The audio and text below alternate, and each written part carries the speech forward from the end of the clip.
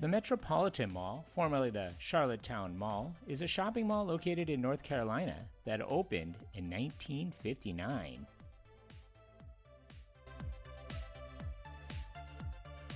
If you've clicked onto this video, then you know what today is. It's Monday, Mall Madness. Every Monday I'll be releasing a new video on a defunct or maybe not so defunct mall and its history. Make sure you stick around to the very end of the videos. I'd like to see if you, the viewer, are paying attention. So if you haven't already, hit that subscribe button for my latest mall video, defunct store, occasional throwback Thursday, or soda history. Leave a suggestion about a future video or memories of this mall.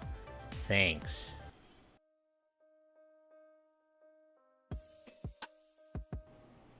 The first fully enclosed shopping center in the Southeast and fourth major interior mall in the U.S.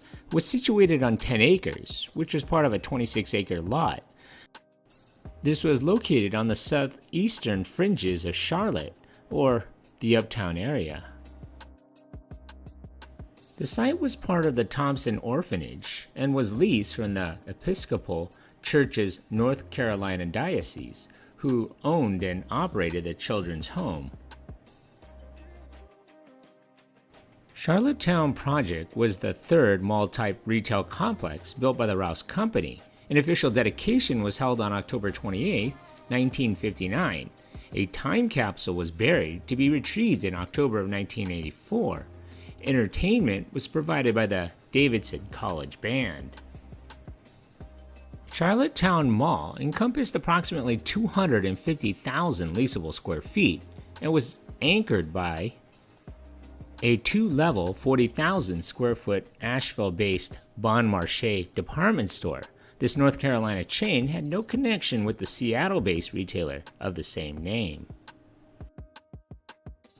38 stores and services were situated around a two-story central mall, which featured a cascading garden and fountain, desert garden, fish pond, and 3 spaceship-shaped bird aviaries. These were populated with macaws, peach-faced parakeets, and Australian finches.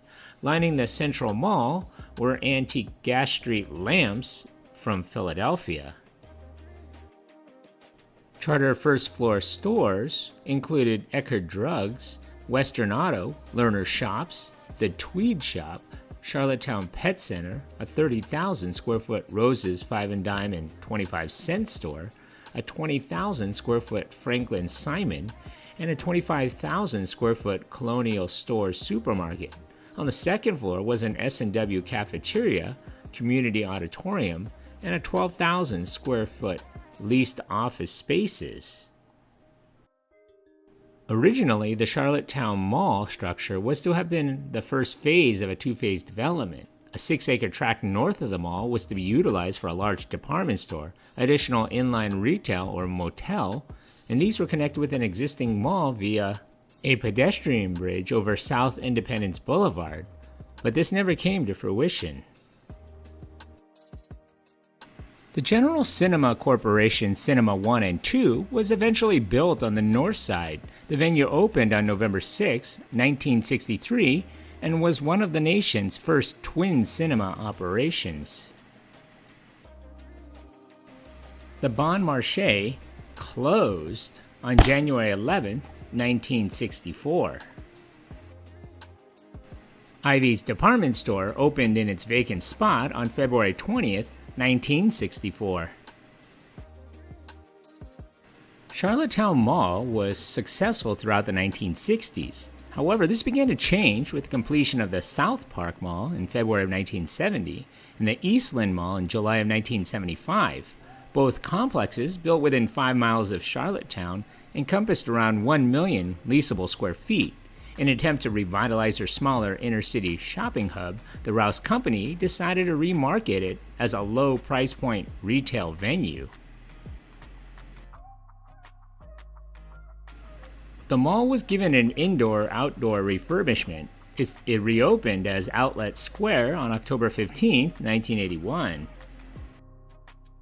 In May of 1981, Ivy's department store closed. Burlington Coat Factory opened in the vacant store space on September 11th of that same year. Stores in the new outlet square included Dansk Factory Outlet, Plum's Women's Fashions Discounter, Outlet Square Sewing Center, Crystal and Glass Outlet, and Off the Racks. Tenants held over from the previous mall included Eckerd Drug, Genghis Formal Wear, World Bazaar, and Big Star Market, which was rebranded from Colonial Stores Groceries.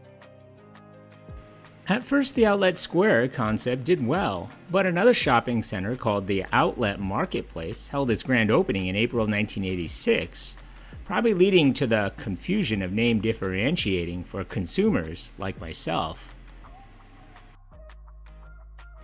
Outlet Square was also stymied by construction of the John Belk Freeway Interstate 277 loop in the center of Charlotte.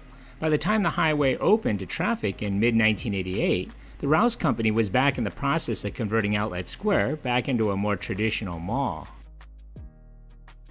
On July 1st, 1988, the Outlet Square was officially renamed Midtown Square. Stores staying on through the conversion included Burlington Coat Factory, the Sock Market, Crest Jewelers, Eckerd Drugs, and Linen and Things. An indoor-outdoor refurbishment of Midtown Square commenced in April of 1989. As part of the $4 million project, the exterior was refinished, ceilings raised, and a new lighting installed, and a two-bay expansion of the adjacent food court. Work wrapped up in early December. Although refurbished and renamed, Midtown Square was gradually declining. A redevelopment plan began to surface in late 1999.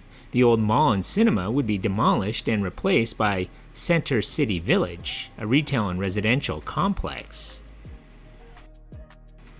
In August of 2001, the Burlington Coat Factory closed.